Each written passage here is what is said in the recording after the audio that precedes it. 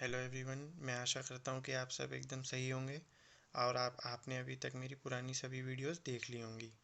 अगर आपको ये चैनल पसंद आ रहा है तो इसे ज़रूर सब्सक्राइब करें। आज हम जिस टॉपिक के बारे में बात करने वाले हैं वो है double entry system. It was in 1494 that Luca Pacioli, the Italian mathematician, first published his comprehensive treatise on the principles of double entry system.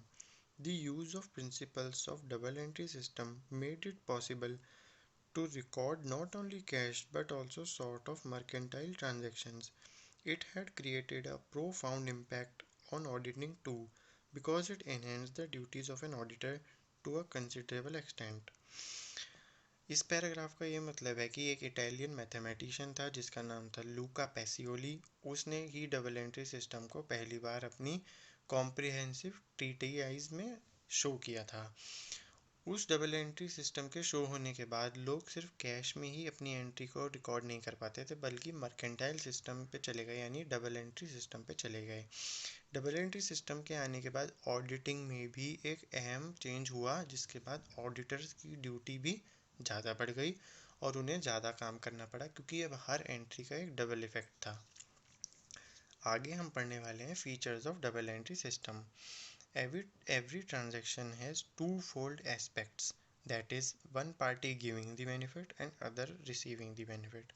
जैसा कि मैंने आपको पहले भी बताया है, डबल एंट्री सिस्टम जो है वो टू फोल्ड एस्पेक्ट होता है, यानी कि एक पार्टी देगी और एक पार्टी लेगी।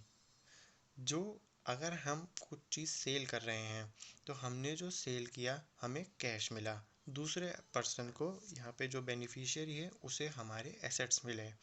और अगर हम एक परचेज़र की नज़र से देखें तो हमने अपना कैश दिया और हम बेनिफिशियरी बने एसेट्स के। दूसरे पर्सन ने अपना जो एसेट दिया उसके बदले उसे मिला कैश, तो वो बना बेनिफिशियरी कैश का। इसके आगे हम बात करेंगे इसके सेकंड पॉइंट पे, जो कि है every transaction is divided into two aspects, debit and credit. जैसा कि आप जानते हैं कि हर एंट्री के दो एस्पेक्ट्स होते हैं, डेबिट एंड क्रेडिट। जैसा कि आप अभी अपनी स्क्रीन के ऊपर देख पा रहे होंगे, जर्नल एंट्री को लिखने का फॉर्मेट ऐसा होता है। मान लीजिए कि ये एंट्री है by A's account debit to B's account credit. हर एंट्री के दो एस्पेक्ट होंगे, ऊपर वाला हमेशा डेबिट होगा, नीचे वाला हमेशा ही क्रेडिट होगा। आगे बढ़ते हैं। Every debit must have it's corresponding and equal credit. इसका मतलब ये है कि जितने अमाउंट से डेबिट हो रहा है सिर्फ उतने ही अमाउंट से क्रेडिट होगा। अमाउंट अगर चेंज हो जाता है तो वो एक एरर मानी जाती है। आगे हम बात करते हैं advantages of double entry system. Since personal and impersonal accounts are maintained under the double entry system, both the effects of the transactions are recorded. Personal और इम्पर्सनल को भी छोड़ते हैं, आप ये समझिए कि दोनों ही, हर किसी के अकाउंट में ही ये ट्रांजैक्शन जो है मेंटेन करी जाती हैं। जैसे कि मान लीजिए मैं और आप, जो एंट्री मैं मेंटेन करूँगा उसकी रिवर्स एंट्री आप मेंटेन करेंगे, जिसकी वजह से ट्रांजैक्शन को डुअल एस्पेक्ट रिकॉर्डिंग मिलती है। It ensures arithmetical accuracy of the books of accounts. For every debit, there is a corresponding and equal credit. This is ascertained by preparing a trial balance periodically or at the end of financial year. इस line का ये मतलब है friends कि जितनी भी हमने journal entry करी हैं उससे हम जब आगे ट्रायल बैलेंस बनाएंगे तो हमारी प्रिपरेशन ऑफ ट्रायल बैलेंस से हम सारे के सारे कॉरस्पॉन्डिंग डेबिट्स और क्रेडिट्स को एक साथ मिला पाएंगे और उससे हम अपनी अरिथमेटिकल एक्यूरेसी को भी मेंटेन कर पाएंगे। थर्ड पॉइंट की तरफ चलते हैं। It prevents and minimises frauds, moreover frauds can be detected early.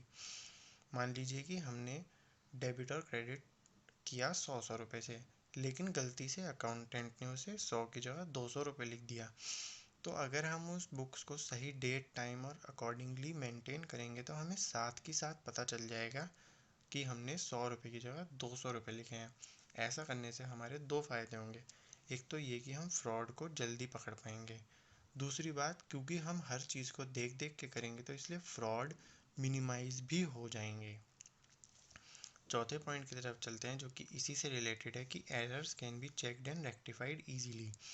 जब हम हर किसी एंट्री का एक डुअल एस्पेक्ट एंटर करके चलेंगे, जैसे कि जब कैश अकाउंट डेबिट हुआ और परचेज अकाउंट क्रेडिट होगा, तो वैसे ही जब हम परचेज अकाउंट में उसकी एंट्री डालेंगे तो वहाँ पे हम इस अकाउंट की डुअल चेकिंग कर सकते हैं, जिससे कि रेक्टिफिकेशन भी जल्दी होगा और मेंटेनिंग भी आसान होगी।